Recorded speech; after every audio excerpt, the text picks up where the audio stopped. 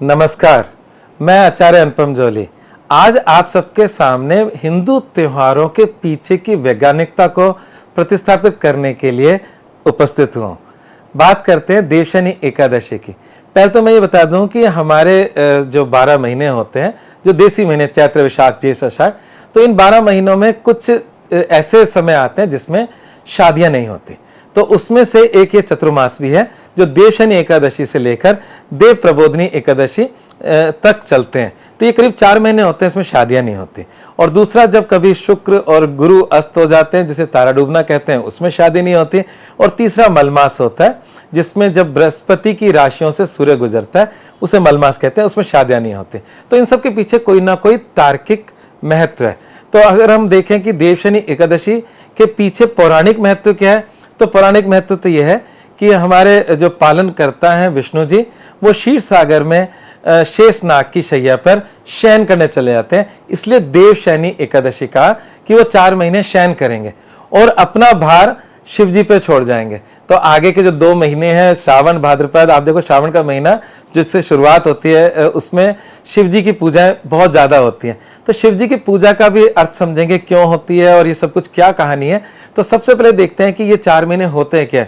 तो ये तो पक्की बात है कि इन 4 महीनों में बारिशें होती हैं और ये बारिशों का कोई नियम नहीं होता, कब आएगी कब नहीं आएगी, कब मूसलाधार आएगी, कब लैंडस्लाइडिंग हो जाएगी पहाड़ों में, कब गड्ढे भर जाएंगे और आपके लिए हानिकारक हो जाएंगे। तो कुल मिलाकर बात यह है कि 4 महीने थोड़े से रिस्की होते हैं। इसलिए जो साधु लोग होते हैं वो भी एक जगह रुककर ये चौमासा बनाते हैं और इस चौमासा के अंदर वो सफर नहीं करते। जैसे जैन साधु होते हैं तो वो एक जगह पे नहीं रुकते, वो इसलिए नहीं रुकते कि वहां जगह से, लोगों से, इन सबसे मोह ना हो जाए। वो एक जगह से दूसरी जगह पे जाकर अपने धर्म का प्रचार निरंतर करते हैं। और धर्म का प्रचार से मतलब यह है कि लोगों को धर्म पूर्वक जीवन जीने की राह दिखाते हैं। परंतु इस चौमासे में वो भी एक जगह रुक जाते हैं और वहां पर चतुर्मास बनाते हैं और वहीं के लोगों को पूरा ज्ञान देते हैं 4 महीने तक।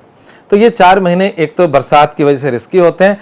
तो पुराने जमाने में जो शादियां होती थी उसमें पूरी बारात एक जगह से दूसरी जगह जाती थी, एक बड़ा आयोजन होता था जिसमें बारिश सब कुछ बिगाड़ देती थी। आज जरूर होटलों में शादियां होती हैं, सिस्टम थोड़े बदले हैं, पर फिर भी रिस्क तो फिर भी रहता है।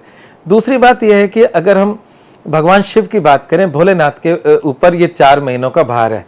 तो भोलेनाथ के पूजा अर्चना का बहुत महत्व है इन 4 महीनों में, जिसकी शुरुआत श्रावण के महीने से हो जाती है। तो उसमें 2-3 बातें तथ्यात्मक मैं बोलना चाहता हूं, जो हो सकता है कि आपके लिए बहुत ही मतलब जानकारी वैज्ञानिक लगे आपको, पर हमारा धर्म और विज्ञान दोनों जुड़े हुए हैं और इससे हमारी आस्था और बढ़ेगी, घटेगी नहीं। तो जो सर्प होता है, जो भगवान शिव को प्रिय है, तो हम सब जानते हैं कि समुद्र मंथन के वक्त सबसे पहले जहर निकला जो कोई लेने को तैयार नहीं था, तो उसको शिव जी ने स्थापित किया अपने कंठ के अंदर, नीलकंठ कहला गए। परंतु उनका साथ सर्पों ने दिया, सर्प उनको प्रिय हो गए। तो सर्पों की जो बायोलॉजी है, शरीर की जो गठन है, उसमें वो ना तो ज्यादा गर्मी सहन कर सकते हैं ना ज्यादा सर्दी सहन कर सकते हैं। तो वो जो कड़कती सर्दियां होती हैं वो बिल के अंदर एक निश्चित टेम्परेचर पे उस बिल में बने रहते हैं, एक भोजन सामग्री लेकर, खाकर, मतलब जैसे कि चूहे को खा लिया, कुछ इस तरह से कर लिया। दूसरा, गर्मियों में भी वो अपने टेम्परेचर, क्योंकि उनका अधिक गर्मी भी उनके शरीर के लिए हानिकारक होता है, वो तब भी अपना एक टेम्परेचर कम करके अपने शरीर को अवस्थित रखते हैं अपने बिलों में। पर जो बारिश का महीना होता है उसमें ना गर्मी होती है ना सर्दी होती है, मिला जुला होता है और बिलों में पानी चले जाता है, तो हमें सर्प भी अचानक से दिखने लगते हैं। तो यहाँ पर क्योंकि मैंने कहा कि बारिश का महीना रिस्की होता है सफर में, साथ भी सर्प भी एक रिस्क का कारण बनते हैं, जिसकी वजह से कहीं ना कहीं दुर्घटना होने के चांसेस रहते हैं। तो इसलिए 4 महीने आप एक जगह रुक जाएं, शांतिपूर्वक अपना जीवन जिएं, तो इसमें शादियां नहीं होती और हमारे संतगण चतुर्मास बनाते हैं। ये तो हो गया एक बड़ा महत्व। दूसरा, भगवान शिव पे चढ़ता है बेलपत्र। बेलपत्र के बारे में आप सब लोग जानते होंगे और वो उनको सबसे प्रिय है।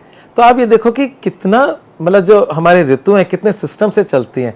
गर्मियों में बेल का फल आता है जो हमारे पेट के लिए अमृत है, वो सर्दियों में नहीं आता, गर्मियों में ही आता है। और गर्मियों में जो पेट संबंधी विकार है उसको बेल बिल्कुल दुरुस्त कर देता है।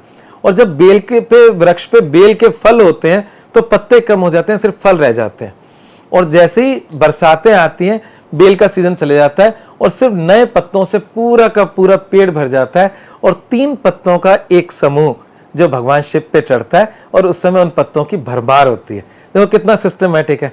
और दूसरा, अगर हम गाय के या भैंस के या दूध की बात करें, और वो जो दूध है वो बरसातों के अंदर सुपाच्य नहीं होता पेट के लिए, तो वो सर्दियों में सबसे ज्यादा सुपाच्य होता है।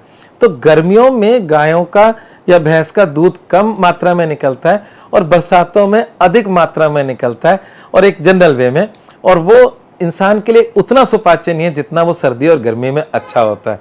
तो हम भगवान शिव पे जल भी चढ़ाते हैं, दूध भी चढ़ाते हैं, मतलब जल की भी अधिकता है बारिश की वजह से, दूध की अधिकता और उसको भी चढ़ाते हैं, और बेलपत्र भी चढ़ाते हैं।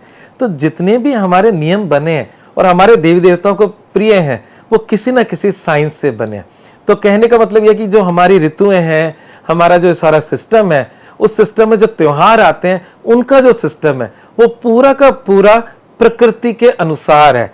इस प्रकृति के साथ रहने को ही हम सुर कहते हैं। सुर का मतलब देवता। और जो प्रकृति के अनुसार नहीं रहता उसे असुर कहते हैं। असुर का मतलब जो सुर में ना हो उसे वो असुर है। तो सुर में रहने का नाम ही धर्म के साथ रहना है। यही हमारे देवशयनी एकादशी और देव प्रबोधनी एकादशी का सबसे बड़ा रहस्य है। धन्यवाद।